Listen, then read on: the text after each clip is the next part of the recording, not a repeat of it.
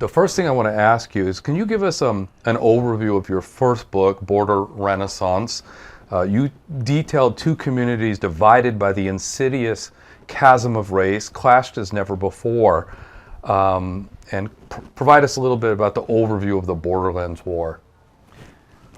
Border Renaissance is really a book about the formation of the Mexican American. And I take that in a very literal sense because nobody had thought to put those two terms together before. It would have been, Mexican American would have been an oxymoron prior to this moment. But the mostly Texas-based Mexican descent intellectuals really had thought of a new strategy for asserting the civil rights of Mexican Americans at that moment. And so they really emphasized their U.S. citizenship as the basis that needed to be used, as a mode of not only in terms of pursuing lawsuits through the court systems and that, or participating in electoral politics, but very much kind of suggesting that the community had to organize around that principle. That is, its orientation had to be to the United States, to its modes of governance, to the English language, at least in public. In private, one could still remain proudly Mexican and speak Spanish at home.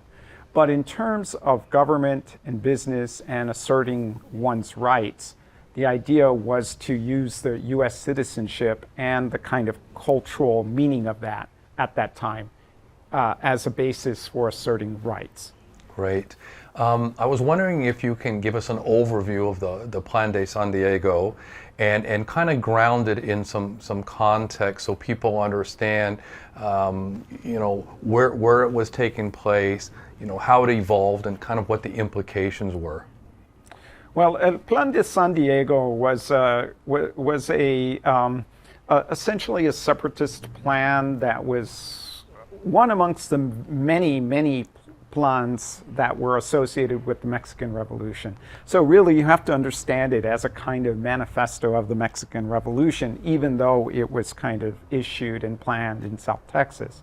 So, and that's just because Texas Mexicans were very, very much plugged in and oriented toward Mexican politics, much more so than US ones at the time. Mm-hmm. And so the plan really was addressing real grievances and similar ones that were being addressed in Mexico as well. But in Texas, it was really about the kind of racist practices of the dominant Anglo-Texan population, segregation and discrimination, and white supremacy as a everyday occurrence. So these folks wanted a revolution. They wanted to take back their rights. They wanted to take back their land that had been, in their eyes, stolen by the Anglos. And so really the plan called for the execution of every Anglo male over 16 and to create new buffer states between the U.S. and Mexico, comprised of an African American nation, a Native American nation, as well as Mexican or Tejano nation. So in other words, it was, while the grievances were specifically motivated by what the Mexican descent population in Texas had experienced, nonetheless, the call was for a multiracial coalition to overthrow kind of white supremacy in the area. Yeah. I found the inclusion seemed to be very diverse. Wasn't it true that there was even, somebody reached out to Japanese people, and I remember reading that the first time, and I said, how does that work? How are they included? So I kind of noticed the inclusion of a lot of groups of people that must have felt Yeah, the grievances. Well, certainly Japanese, you have to remember at this time there's the Asiatic barred zone. So that immigration from Asia was really curtailed severely, down to zero, really. Nonetheless, there was a presence of Japanese American truck farmers, particularly in Texas, who were quite successful and who received quite a bit of jealousy directed towards them because of that. So it's on that basis, on the kind of discriminatory practices that they were on the receiving end of, that they were called to join in as part of this coalition. Great.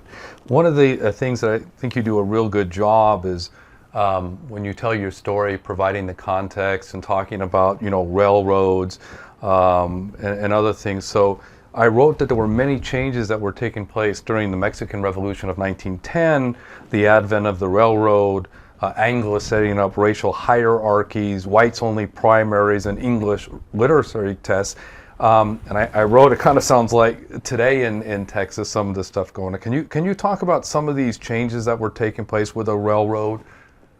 Absolutely. Well, in deep South Texas, in the lower Rio Grande Valley, the area retained its predominantly Mexican character well for 50 years, 5 decades after the Treaty of Guadalupe Hidalgo officially annexed the area to the United States.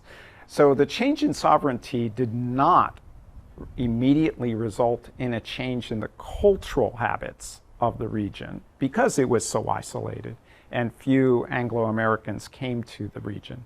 Those who did Mexicanized. They married into the Tejano-landed elite families, they learned Spanish, and they became Catholic.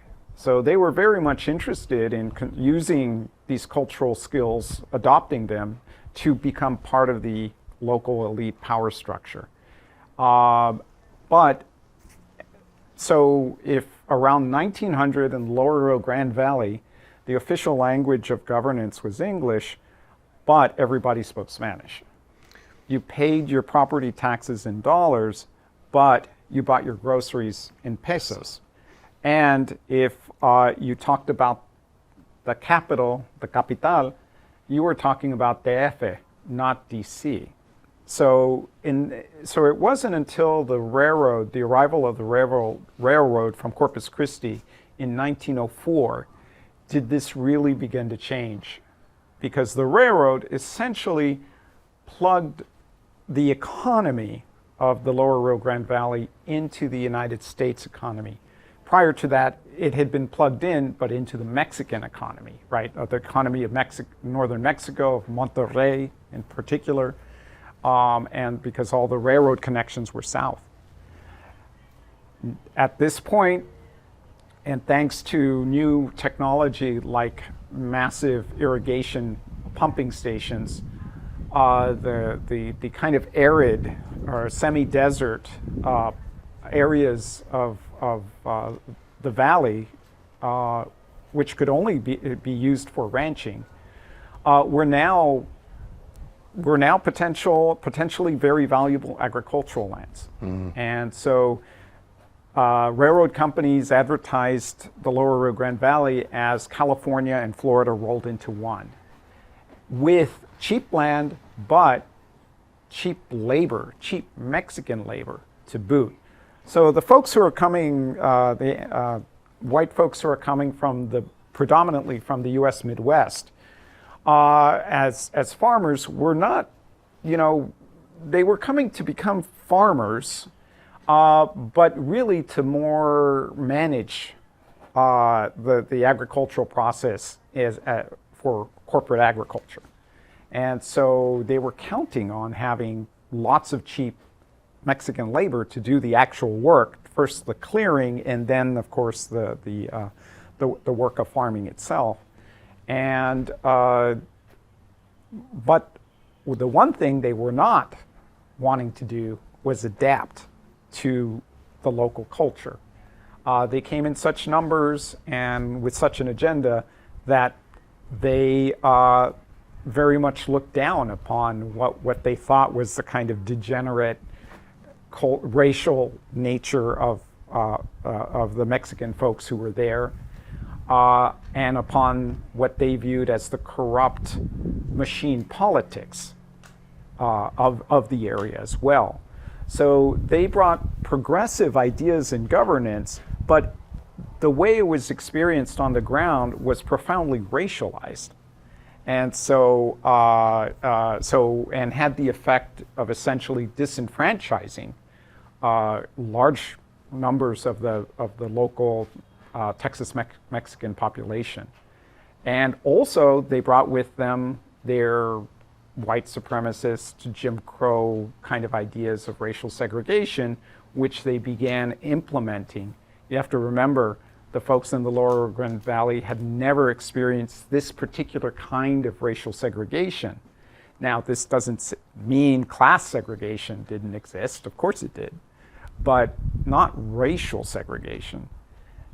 And the transformations were so intense and so rapid that folks who had never experienced this kind of segregation found themselves a decade afterwards on the outs, politically, economically, and socially. And so hence a great deal of resentment built up in that Absolutely. period. Yeah. I was wondering, I know this is a hard question or hard task, just to give us maybe a brief overview of the 1910 revolution, and the second part of that, how would that be connected to the violence against Latinos that we would find in the 1920s? Well, the Mexican Revolution that began in 1910 was very much a reaction of what had been decades of intense foreign capital investment and exploitation of the Mexican workers and campesinos. And so the country was a powder keg. And when it started, as I mentioned before, the Texas Mexicans were very, very attuned to what was going on in Mexican politics, because they considered themselves part of the Mexican polity, border or no border. And so they were following the events in Mexico very, very carefully. And so so in other words, the Mexican Revolution profoundly influenced what was going on in South Texas, not least of all because many Mexican exiles, political exiles and opponents of the Porfirio Diaz regime, used South Texas from San Antonio on south as a staging ground for their oppositional activities, right? Fundraising, gun smuggling, all kinds of organizing that the U.S. authorities very much attempted to put a stop to. So, in other words, Texas Mexicans were, often even combatants in the northern parts of the Mexican Revolution, and followed it very, very carefully, considered themselves part of it. And so, hence the influence of the manifestos that were being issued during the revolution upon such similar statements like El Plan de San Diego. Okay. So, I always find this interesting, these kind of like catalysts. So, you're talking about the advent of the railroad. I think yesterday when we were talking to Emilio Zamora, it was people, Mexicans in agrarian positions going to the city in a period of industrialization. If the railroad comes and the land values start to go up and people making lots of profits, or maybe the taxes get up there, and maybe something that didn't look definitely like somebody wanted to covet or possess is now worth a lot of money, and now there's conflict. And it seems, and if you have Mexicans that are fleeing the violence of the revolution or conditions, then all of a sudden kind of moving into Texas, many of the Anglos saw that as a threat with all these people coming in. So it's very important to kind of ground it, and I think that you do an excellent job, talking about things economically, the railroad changes that, that are taking place to kind of make it, really kind of humanize all that. So when we start to talk to you about your work, and why I want to examine why I get kind of attracted to that, and even things can be brutal and they can be sad, but you kind of know it. Can you talk a little bit about the Anglo racism against Latinos? One thing, most of my students would be very aware of lynching of African Americans.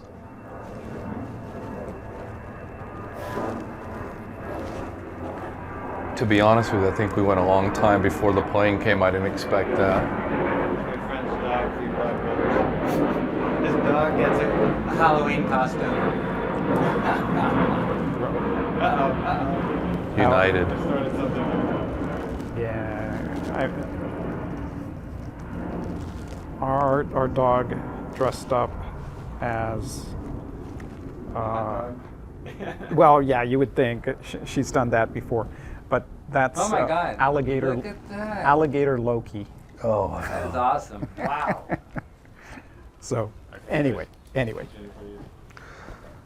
so I think it would be quite commonplace for my students to know about lynching of African Americans, but I think that I was surprised by how much of the lynching of Latinos in Texas, and as we were just talking about connections, the connection with the Mexican Revolution of 1910, and then the lynching and the atrocities that took place by the Texas Rangers.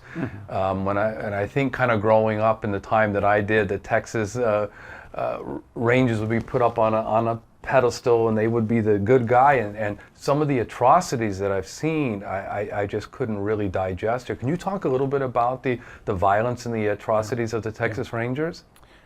Yes, I mean, and to put it in context, I had mentioned the great resentment that had built up by 1914 over the displacement and marginalization of Texas Mexicans in South Texas, and particularly in the lower Rio Grande Valley. Well, with the advent of the revolution, you then add these plans, the discovery of these plans by the U.S. authorities, like El Plan de San Diego, that really suggested to them that a race war was imminent. And so the U.S. authorities very much framed what they thought they were seeing in South Texas, developments in South Texas, as a race war, when in fact it actually had to do with very, very specific social, cultural, and economic displacements that were occurring. So, but in 1915, there was an actual guerrilla warfare broke out. The group known as Los Sediciosos, groups of small bands of Tejano ranchers, riding out on horseback with 30-30 Winchesters, that sort of thing, would engage in firefights with U.S. troops and farmers and that sort of thing. So, the astonishing thing is that there is an actual guerrilla war that breaks out, action that in South Texas, which is certainly something is not taught, right? That there was an insurrection. Now, one might ask, how did small bands of Tejano rancheros began to imagine they could take on the might of the U.S. government? Well, they were looking at what was going on in Mexico, where peasant armies were successfully overthrowing a feared dictator. Mm-hmm. So they're getting their inspiration from there, but of course have zero chance.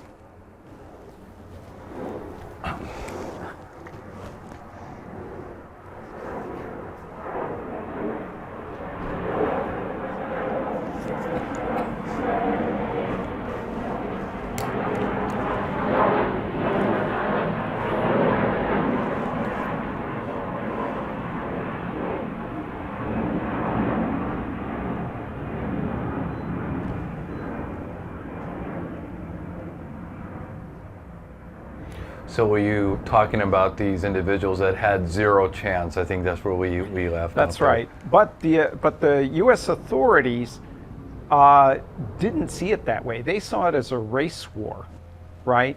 And so this meant the entire Texas Mexican population was potentially involved in this insurrection.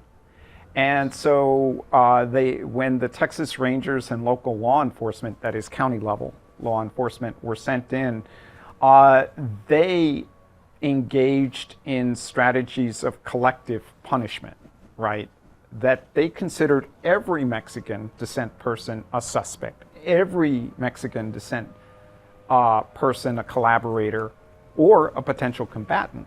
Mm-hmm. So they engaged in hugely ruthless tactics to suppress what they saw as an imminent race war, which included, of course, the complete denial of due process.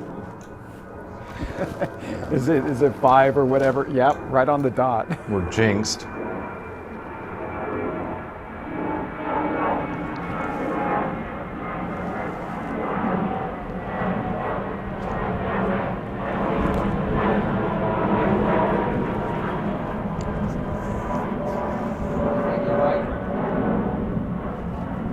Yesterday it was like a minute and a half before the plane could clear.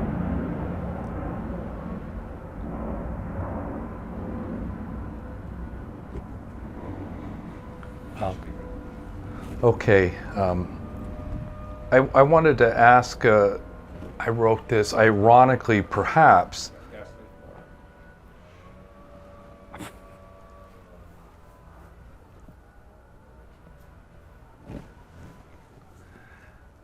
yeah, it's kind of really hard to ask people not to do what people do, but I was telling I use Gary Nash, The American People, and a long time ago there was something called My History Lab where I was supposed to come up with the themes for every chapter, so I'd have 30 themes there, and then it would be a video that I would do on Jamestown. Maybe it was a 15-minute history, but of Jamestown, Virginia, mm-hmm. And then we'd have several scholars around. We would argue different points, and there was MapX, but the students could always go back to your interview.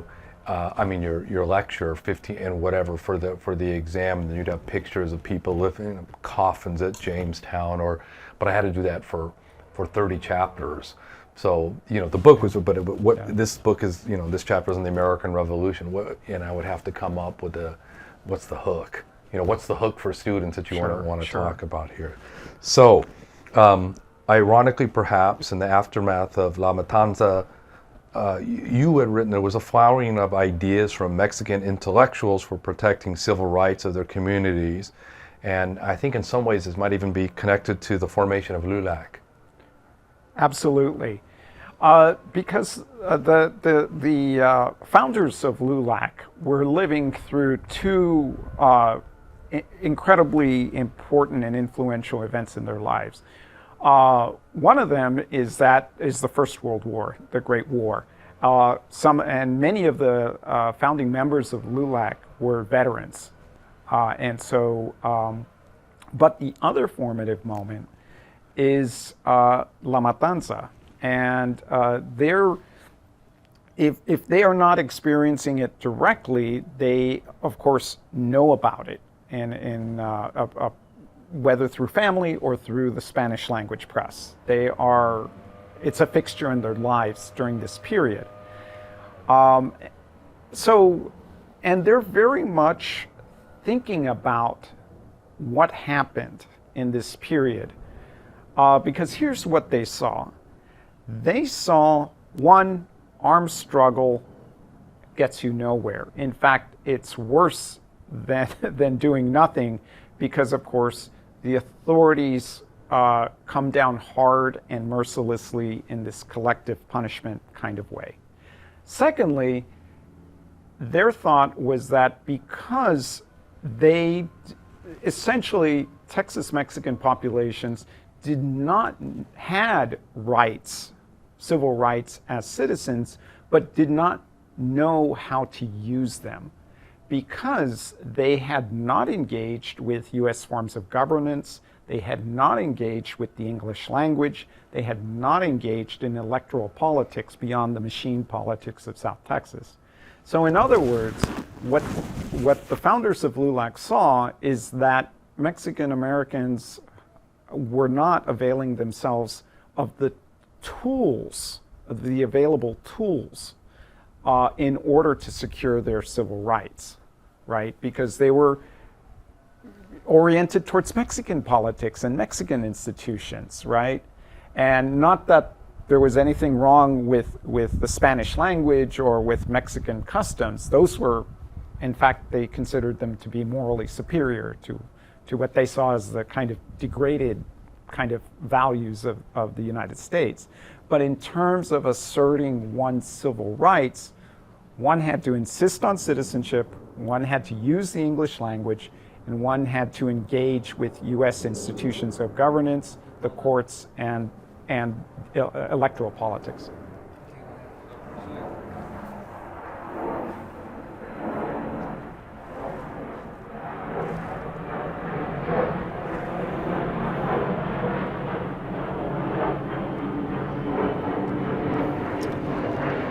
I don't know which way you came in, but if you came in on Berkman, you passed by the old airport control tower right there. You must have seen it. I think we did.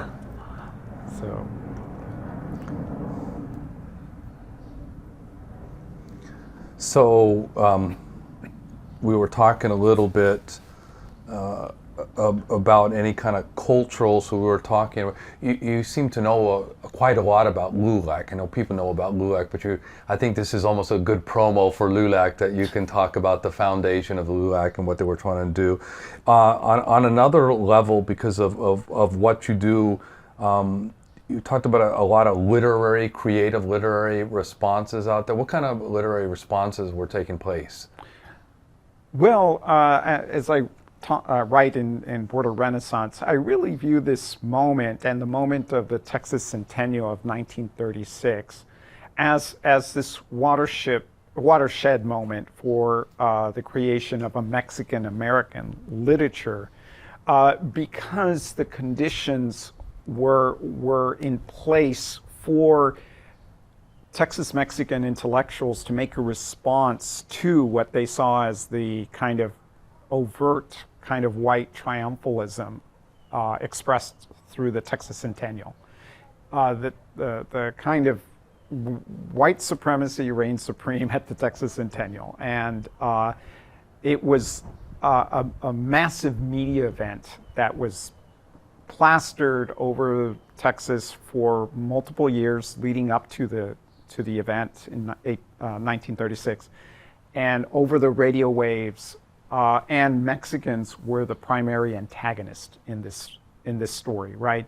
The story of Texas independence became solely a racialized one, right? One of white versus Mexican or Anglo versus Mexican, and occluding, of course, the complexities of that moment in 1836.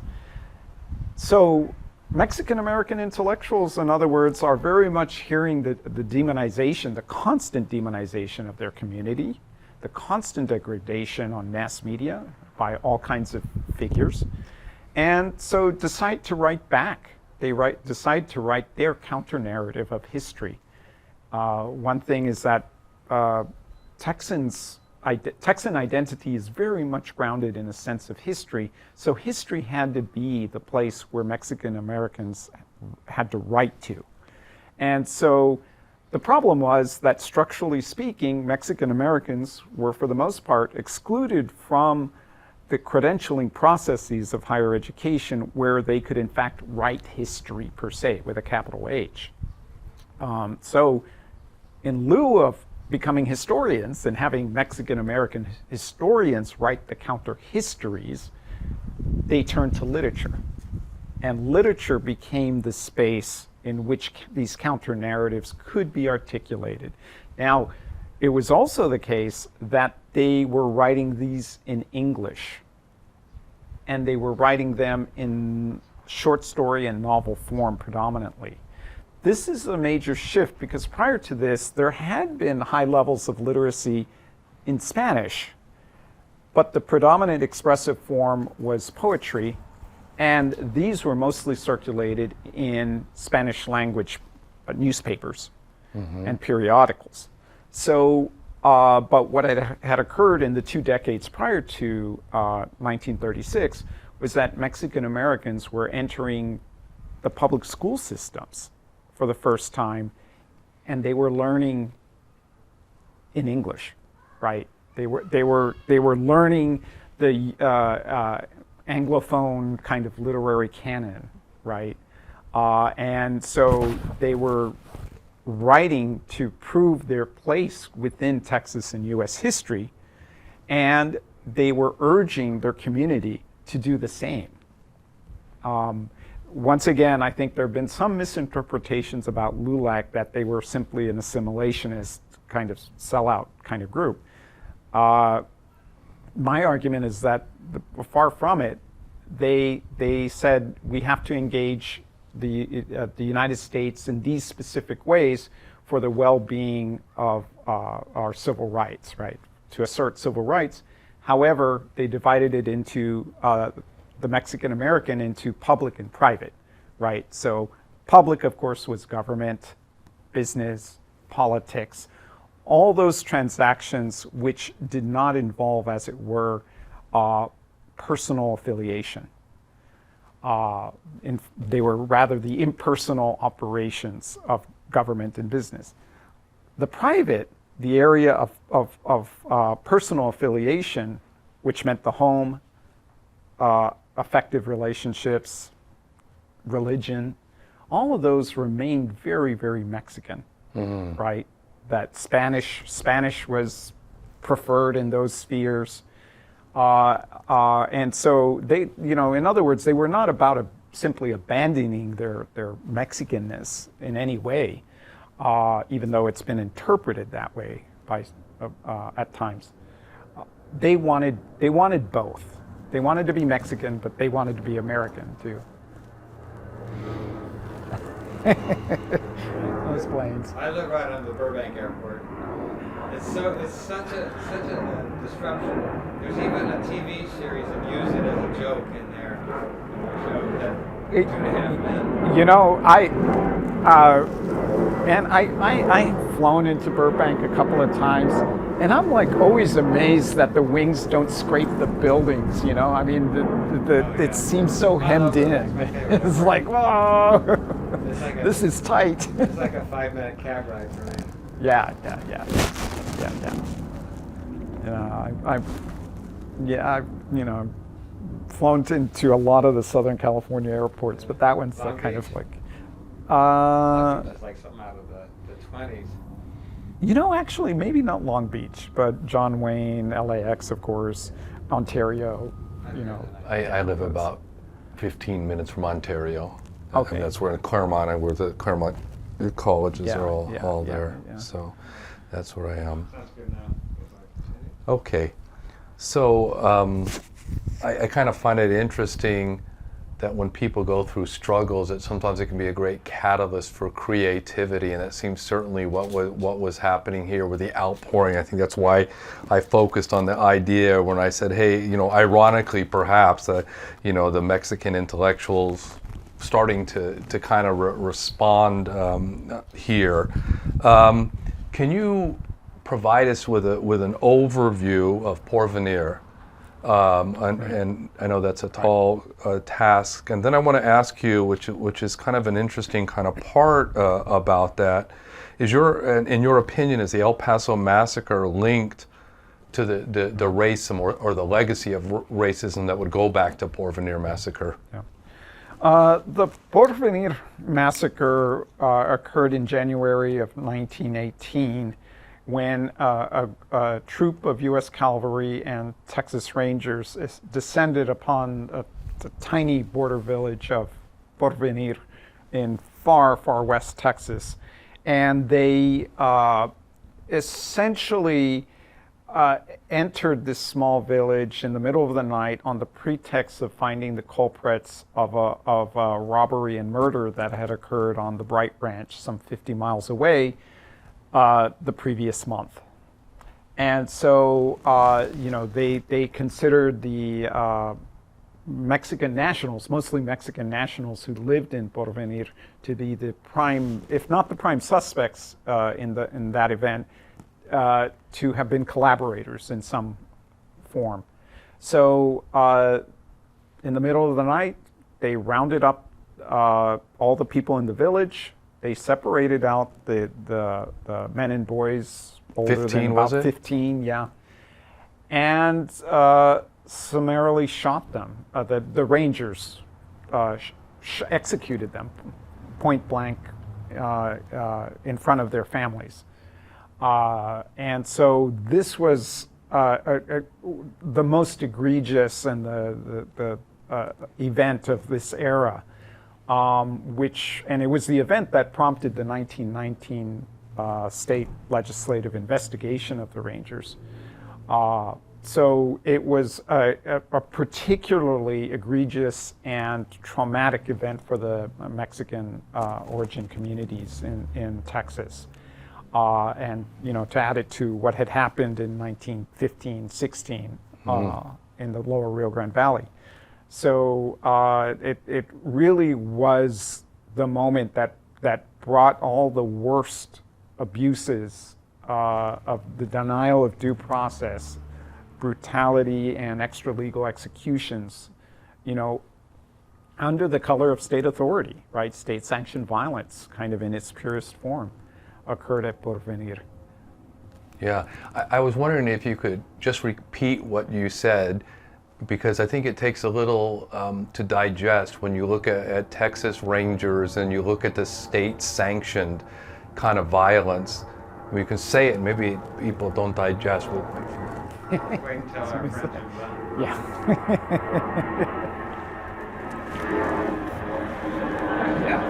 Yeah. Shit, I don't think that many people Well, are fine. They, Oh, we had drums all the time. yeah. Everywhere. Well, I can always tell, like in the morning, it's like the arrivals start or the departures start promptly at like 6 o'clock. Oh, wow. You know, we have I a can do it. curfew at Burbank. You can't fly from 11 in the evening till 7 in the morning. Oh, that's nice. You get an extra hour. Well, Anyway. we're good now. Yeah, I think it took me a little while to understand state-sanctioned, violence. I kind of know what the word means, but you kind of give it in the context of all this taken about. I think a lot of people would be blown. The state sponsored this, or I think it will be a shock to many people of some of the atrocities that the Texas Rangers committed. People have gone out of their way to say there were a couple good Texas Rangers that stood out through history, but the vast majority out here. So when you talk about state-sanctioned kind of violence, what are you looking at? What kind of events that are taking place? Well, essentially, unfortunately, during this era, we have many episodes in which Texas Mexicans are either executed or. This is too Yeah. too important. Yeah. This is, real. Just go by quickly. Just after some reason, there's no I just want to let you know I'm not having Mexican food. I have Mexican food two nights, and I think it's barbecue tonight. Okay, just what I'm thinking. I always wonder about like umpires when they're sitting there and they want to check on a check swing. I could see myself falling asleep and it's like they're thinking about where they're going to get dinner. Right. Oh my God, it's just like. Okay, So, I just think for people how widespread this state-sanctioned violence was, I think it will come as a shock to many people. Well, absolutely. We had numerous documented instances in which Mexican origin people were simply shot, executed. Sometimes they were arrested, but the ranger records of this era from this location often listed that the prisoner died, was shot while attempting to escape, was a common wording. I mean, basically, the denial of basic rights was severe and consistent. And in the sense that the Rangers are not, they're not doing this because they're natural born killers, right? They're supposed to be law enforcement. They're doing this because they have, at least at the very minimum, if not explicit kind of instructions to do so from higher ranking officials, they have the tacit understanding, which from the governor and the adjutant general in Austin on down, who essentially implied, or more or less stated, that they would be pardoned if they were ever convicted of murders. And of course, that gave them license to proceed as they saw fit.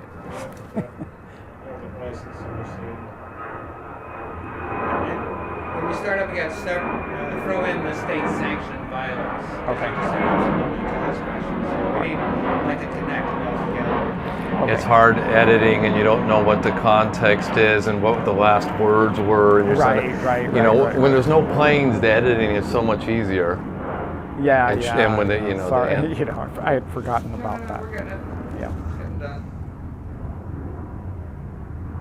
That's great. They go by quickly. Okay, Jim, what was the word here? Well, get back where you were, but the state-sanctioned violence, how we're up with that. State-sanctioned violence wasn't simply the result of kind of the bad apples among the Rangers. Rather, they had orders to kind of restore order as quickly and by any means necessary, which included, if it included what we would think of as extra-legal violence of murder, of torture. This was offset by the fact that the governor implied that he would pardon any Ranger ever convicted of this. Of course, that was never going to happen because there's already been a long history of the denial of justice through the court system because of white supremacy. You could not convict a white man of murdering a Mexican. No jury would ever do that, basically because that was essentially the basis of maintaining white supremacist power, right? The threat of police violence or of state violence was always deemed necessary to keep Mexicans in line. So no jury was ever going to convict anyone, but if they were ever convicted, the governor essentially promised to pardon them. So in that sense, state-sanctioned violence isn't simply the kind of actions of a few bad apples, right, on the police force or the Rangers, but rather a systemic way of enforcing white supremacy, through the legal system. Mm. Yeah. That to me is amazing stuff. I think probably the first time I was shocked, and probably now I'm getting used to all that. All the different stories that have happened about, and I think that's such a good thing. As I said, if most people know about the lynching of African Americans, which we should, the lynching of Hispanics and having a new appraisal of the Texas Rangers and what they did and the state-sanctioned violence and all of that. Can you talk about your joint project, Refusing to Forget project? What is that project all about, and what have you guys been doing with that? Well, five of us, four historians and myself, started Refusing to Forget in 2013 or so, when we came together noting the need for the Matanza of 1915 to be publicly commemorated, right? And not simply just through academic conferences, because academics had known about this violence for decades, but as a matter of widespread public knowledge, these events had been very much erased from the public memory. And so we set out to bring these events back to public consciousness.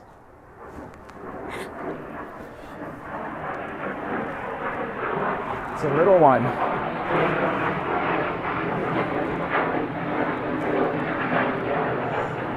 It's a military. Yeah, it looked like it, yeah. It's going that way. So why don't we start from the top on that one, so it's all kind of together. So the important, the injustice never leaves you.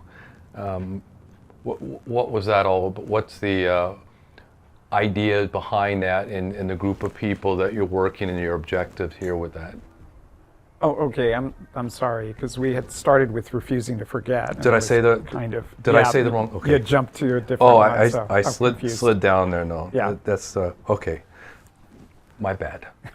All right. So can you talk about Refusing to Forget project, the origins of that, what the goals and aspirations are about that? Right.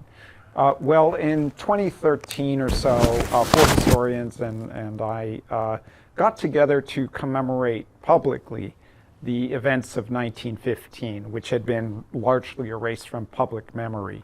And so we brought our academic knowledge, but wanted to really foreground what had happened, because of course in this moment it had resonances with our lived experience in 2012, 2013, because of Trayvon Martin, because of Michael Brown, because of Sandra Bland. What we saw was and because of the detention of migrants along the border, we saw resonances of state violence occurring in our own moment that very much we thought could use a critical examination through a reminder of what had happened a century before. So we banded together to bring La Matanza and Porvenir back into public consciousness, where they could have the public airing that they should have always had in discussions of state violence and police brutality, but had been denied. Mm-hmm. Right. So in other words, part of our project was twofold. One, to state problems of dealing with state violence and police brutality were nothing new. This is a constant throughout U.S. history, particularly as it's been racialized. Secondly, we wanted to give voice to the descendants of those who had been affected back then, because without them, we would not have this story, much of this story. They had pursued justice both then and now. And so they kept archives for 100 years, in their attics and basements and spare bedrooms, because justice has no statute of limitations, right? And they, 100 years could pass, but they still wanted justice for their relations, who were affected at that time. And so we wanted to get their story out so that it wasn't simply a story of victimization, right? But rather of the struggle for justice then and now. Mm-hmm. Can you talk about J.T. Canales? I found that reporting so courageous if you ground it in the day, so profound. Can you talk a little bit about the person and what the implications were of that report? Well, J.T. Canales was the sole Texas-Mexican legislator in the Texas House in 1919. And he forced an investigation of the Texas Rangers concerning the atrocities they had committed the previous decade. Porvenir had been the tipping point, and that forced the state of Texas to look into these allegations, right? And so there was a very dramatic trial that lasted 2 weeks, generated some 1,600 or 1,800 pages of typescript testimony about Ranger atrocities, and it was significant because it was the first time that people of Mexican descent had been able to assert their political rights to pursue justice in the institutional settings, right? So, in other words, they were able to mobilize their participation in politics to attempt some redress of what had happened, to get to the truth of what happened. Because that was one of the other casualties of the state violence. In many instances, local coroners refused to issue death certificates, right? Because of course that would include cause of death and as well as the fact of death, which all kinds of other legal processes depended upon the issuance of a death certificate, but which families often did not get in these instances. But in any case, the investigation highlighted and embarrassed Texas in very bad ways.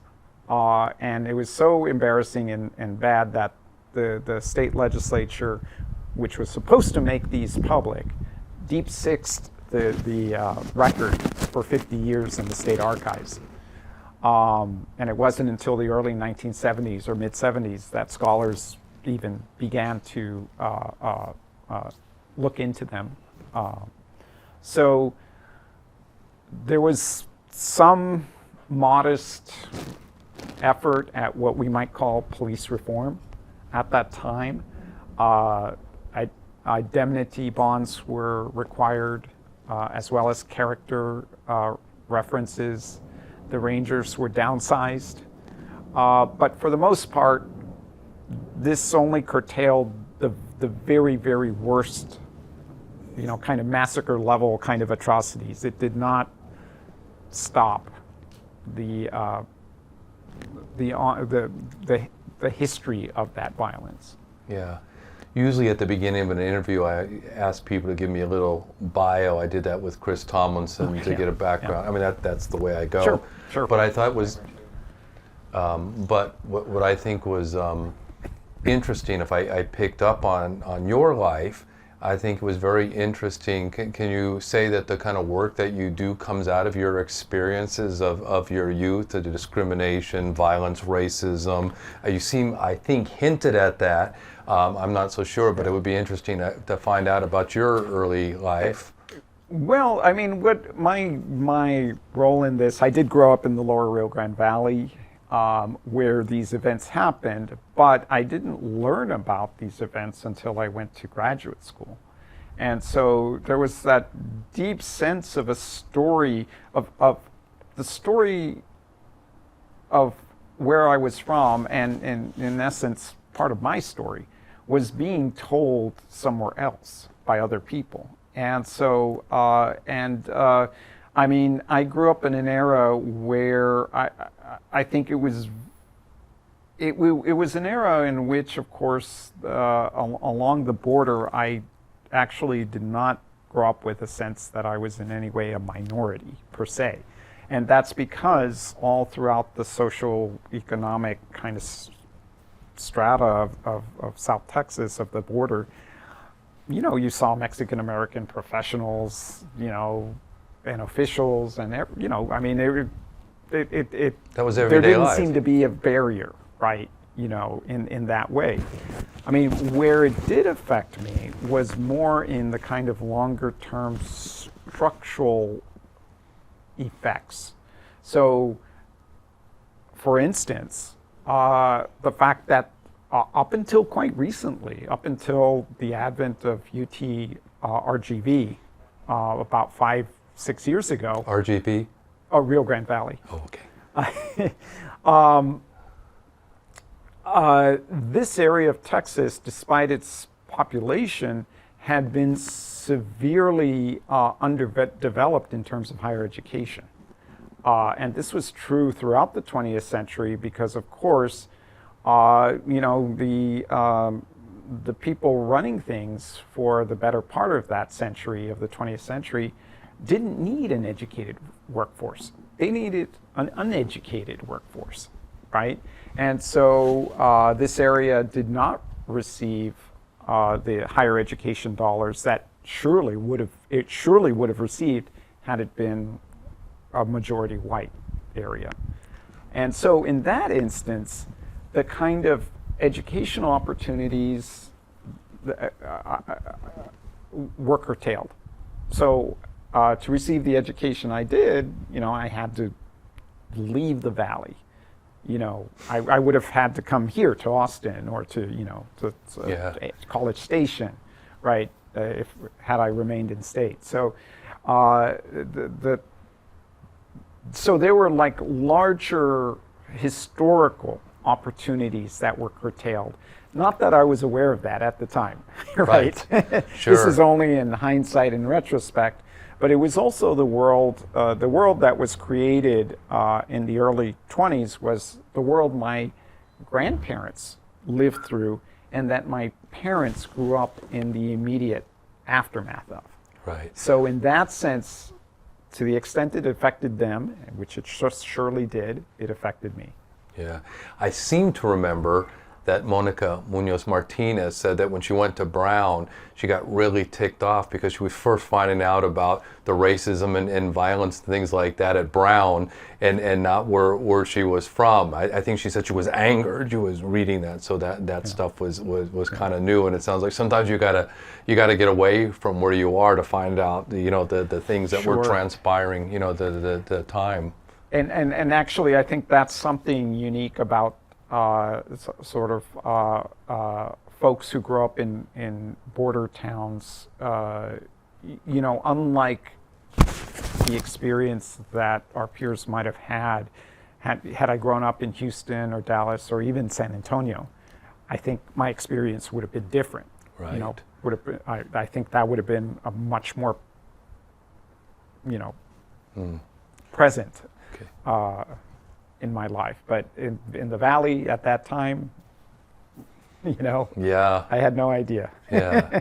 Well, I have two questions that I think we can kind of start winding down. Sure. That I have, and you're welcome to add anything you want. One of the questions that I have, and I'm just, I sent people little bits of my article just to kind of tell you where this is all spawned. But after the El Paso massacre, I heard many Hispanics focusing on the fact that this violence, this racism, was not an aberration. And the reason I say that is you look at the response of the governor and lieutenant governor of Texas and focusing on mental health and video games and lone wolf people. And I've quoted this, that, David Dorado Romo says in El Paso, everybody knows we have lived for this on the border for 200 years, plus. So I got very interested in that, and then I started to go back to the land grants of 1821. And my own work has seen this consistent racism. I mean, there's a couple words that stand out to me, whether it be race, racism, racialization of people that I can find, and they called them greasers from from 1821 through. Yes. And I've told the story many times now, but I reached out to Professor, Brian DeLay in Berkeley. He wrote on the, the indigenous, and I read an article where he said, how in the hell can you talk about the Texas story and you leave out these major actors, the indigenous population? Yes. And I told him, I had spoken to PBS, and the question that they have at PBS is, can you sustain a story that's so wide? You're going from 1821 to all this. And my argument was, I think that these topics are absolutely riveting, and that I'm not trying to do this myself. I have 25 super scholars that can kind of tell the story. I mean, I'm not. It's like having somebody who's an expert on the Revolution of 1910 and said, we're going to go to John Moran Gonzalez to talk. Why was there so much violence and lynching in the 1920s? John, was that in any way connected, to what was going on in 1910? To kind of do that. And what Brian said is the theme that I think that holds us all together, in my opinion, is white supremacy. And I told him that I had just written that in my article before I talked to him. And so that was kind of a point. And so for somebody that knows, let this one go. Yeah.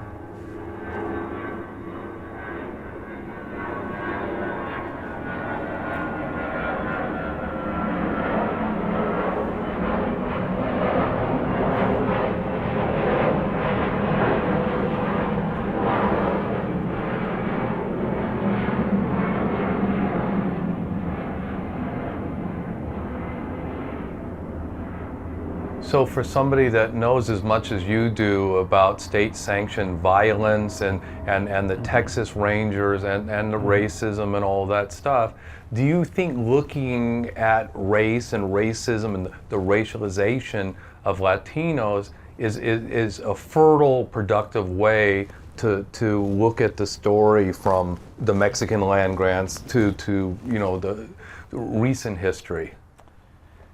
Well, this is not just historians asserting this or scholars asserting this. This is the narrative that our primary sources give us, right? So, in other words, whether you look at the newspapers in the U.S. or Texas at this time, it's clearly racialized, and these terms of race are deployed.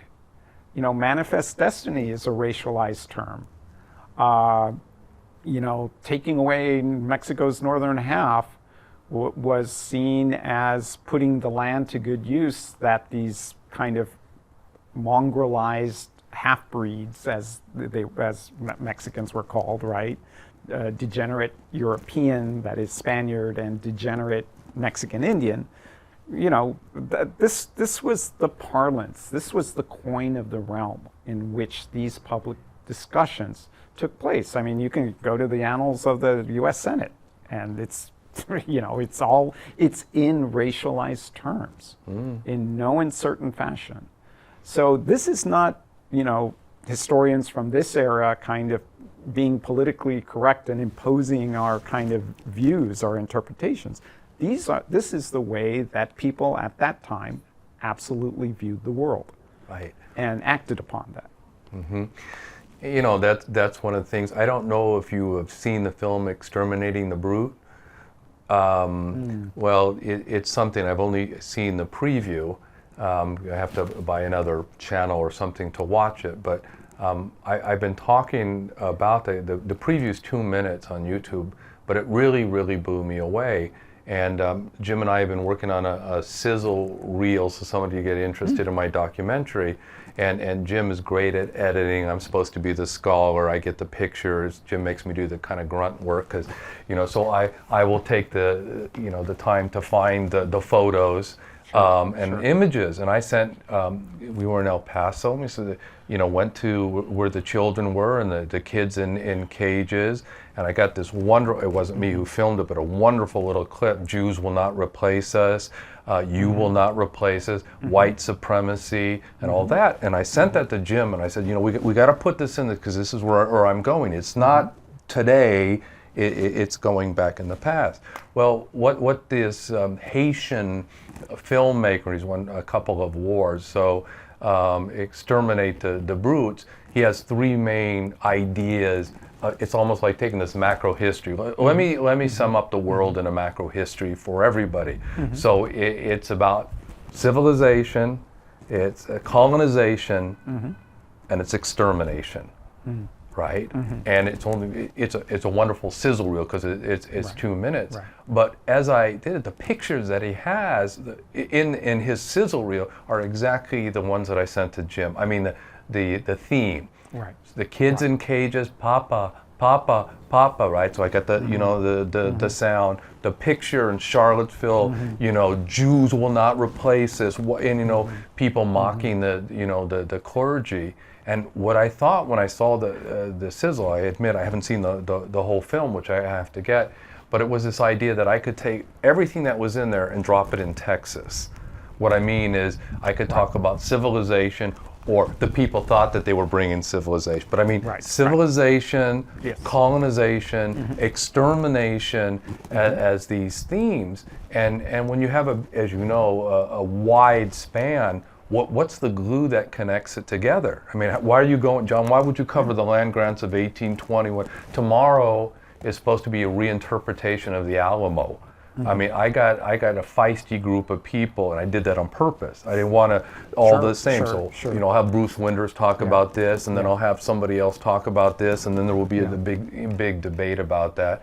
But it's almost re-examining all the material. And I almost said to Jim, like, if it was just off the cuff or something like that, it would be like Texas history through Mexican eyes. Or Texas history through Tejano eyes, or Texas history through the indigenous population. As a generalization, what I want to do is provide a different narrative, which of course you're doing. And all I'm trying to do is bring all the people together. And I think this is a question which is kind of, you know, not so much documentary question, my documentary or whatever I like to call. But with all these great people, your work is to try to make an impact.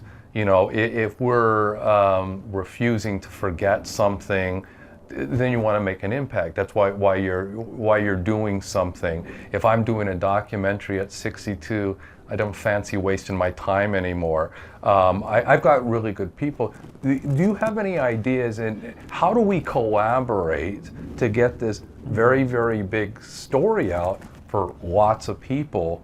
You know, I'm talking about, you know, a PBS where 1 million people understand. I know I'm coming as an outsider, but someone to understand Anglo atrocities against Latinos for 200 years, where everybody watches it. Right. Well, I think it's a complicated task, and I say that because, in all honesty, the kind of part of the story is the ways in which you know, the Spanish colonized this area, right?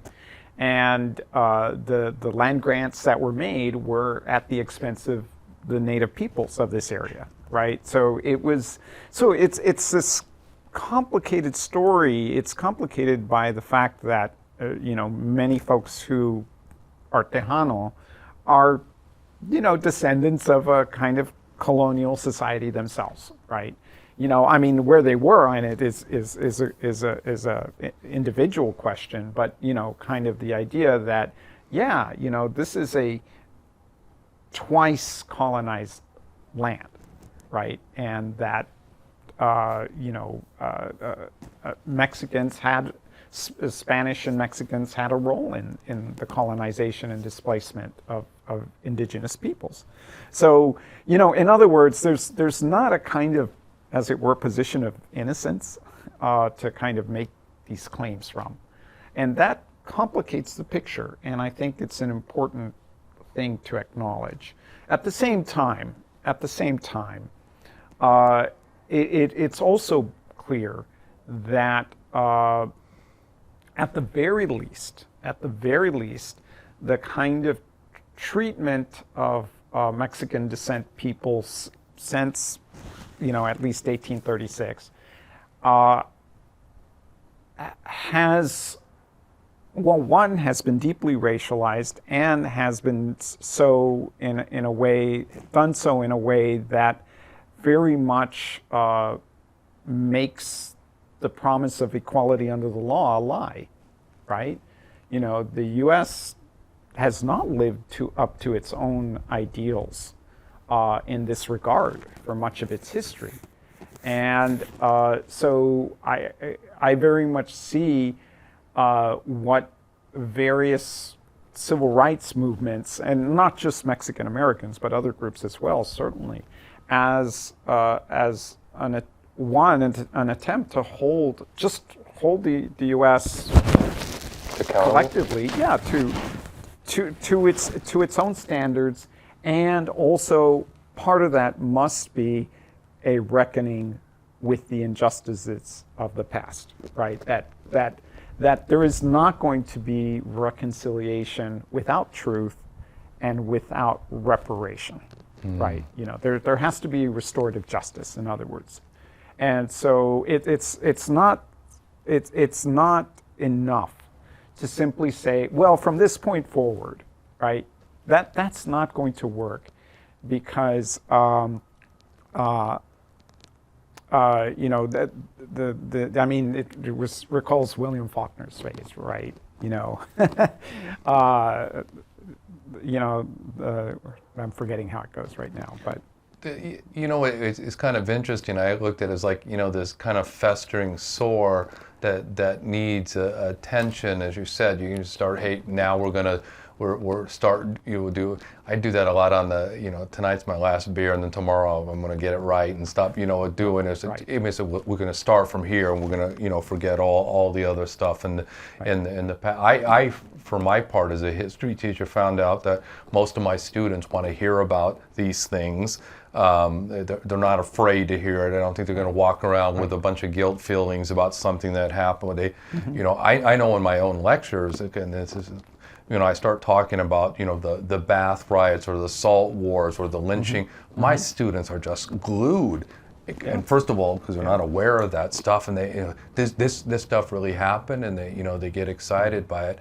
So I think that's important. But I think that, you know, sometimes I've seen somebody so fantastic, and it's like they have 22 views on YouTube, and they got something that's so powerful. So that's always something, you know, when you're doing this kind of work. I'm not, you know, I'm sure that among my colleagues, I could have 25 interviews that they would be drooling over, because that's the way we are.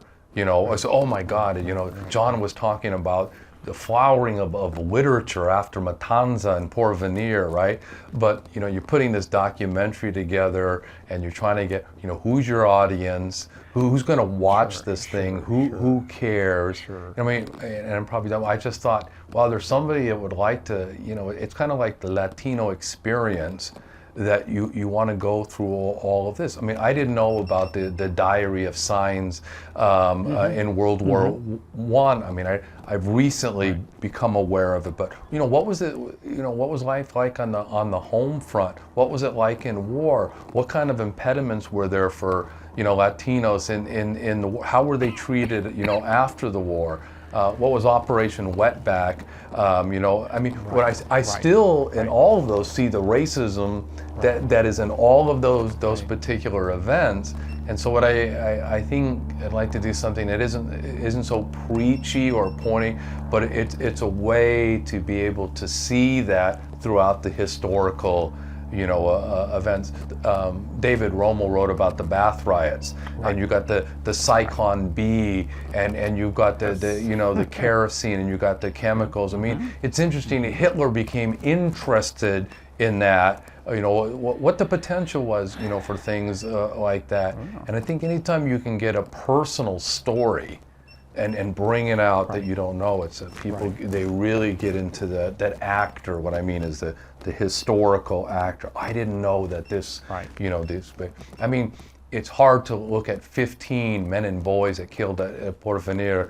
I mean, it's hard to comprehend that, shooting somebody in front of the, you know, the relatives, if it's something visceral, or the, I was telling Jim about the postcards of the, you know, the lynching, and the Texas Rangers proud with the ropes around there and people buying. I mean, that's kind of hard to understand too.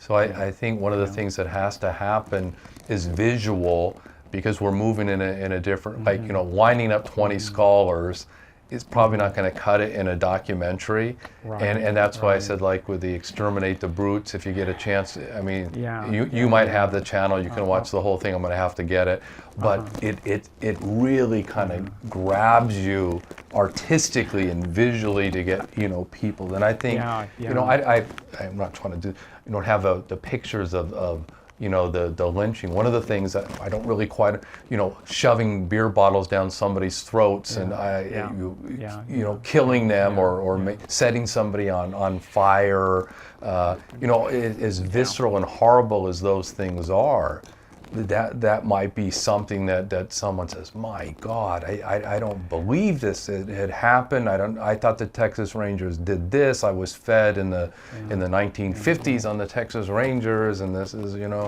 Well, if I may, Sure. comment on that. I mean, part of the issue, particularly with the Texas Rangers, is that, let me preface it by saying, right, there's been this movement to kind of tear down the kind of monuments to the Confederacy, and for good reason, right? I mean, absolutely, they are absolutely meant.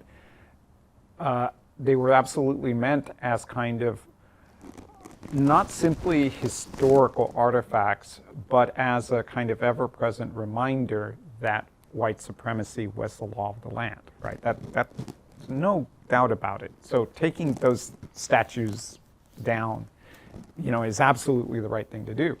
I mean, but the thing is that, you take a look at the Texas Rangers, well, and you realize that the Confederate statues were a 19th century technology, right?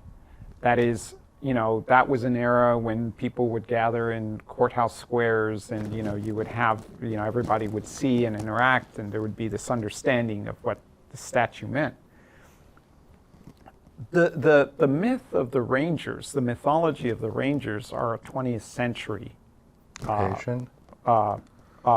invention, and I mean that in the sense that, yes, throughout their history, since 1821 or 23, they were involved in these sorts of things, but they were not, they started to get commemorated in dime novels and that sort of thing. But it wasn't until the 20th century, and particularly the advent of film and radio, that cemented their iconic status in the U.S. imaginary. And so those films, those radio broadcasts, those are the monuments to the Rangers in popular culture, and those are much harder to take down, right? Because they're pervasive, they're everywhere. They saturate our consciousness in a way that a statue in a courthouse square does not. So tearing down the monuments of this kind that were built with 20th century technology is much, much more difficult than tearing down the ones built by 19th century technology. Yeah. And so it's going to be very interesting because Professor Raul Ramos at the University of Houston, we've been in contact and we've shared a lot of ideas. But he kind of starts out one of his articles saying exactly what you did, the tearing down of the Confederate monuments and Robert E. Lee. And he says that America is having a reckoning with its racist past. But he said there's one place that seems to be totally immune, and that is the Alamo. And he's like a racist institution, and would focus on the idea that these guys were not fighting for liberty and freedom. They were fighting to sustain slavery. And from the very beginning, I mean, some of the things you maybe think, sometimes we don't even think about that, is that these Texians were naturalized Mexicans, right?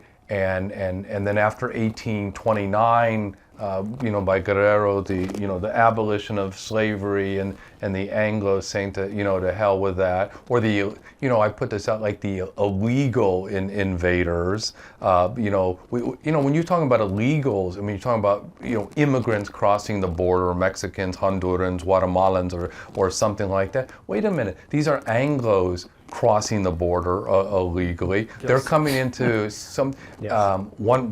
David Montejano says that when he teaches class, he would talk about Santa Anna. I think that Santa Anna is invading the United States of America when it comes to Alamo. He says, no, but he says, I have to disavow, I have to tell them, no, that's not what you think, like this bastard Santa Anna is coming into America and the Americans are fighting.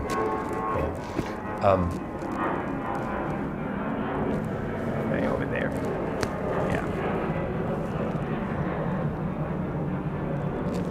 But I think that will kind of be the story for tomorrow. And I have to say that because this is my 7th interview in 2 days. Uh-huh. But the myriad of responses are very, very different. Even among, maybe there's assumption because I'm interviewing a Tejano historian, he's going to be raging against the white supremacy. But I've had a variety of different views. What I found very interesting with Chris Tomlinson was, as we just left him, not, mincing any words.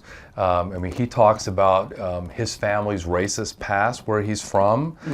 He talked about his family. He talked about lies that were fed to him from his family. But he's not mincing any words. And he's talking about the Alamo is racist. The mythology of the Texas creation myth is wrong. It's the Alamo mythology is wrong. It's gonna and those are the kinds of things that you try to bring out, so people can make and one of the things that I have lined up for tomorrow is that I just want to be the moderator in essence, where people are talking. I have the Tapilam Nation, talking about all the indigenous people that are buried in the Alamo, and they want them out so that they can get proper, burials. Tajanos have some other ideas.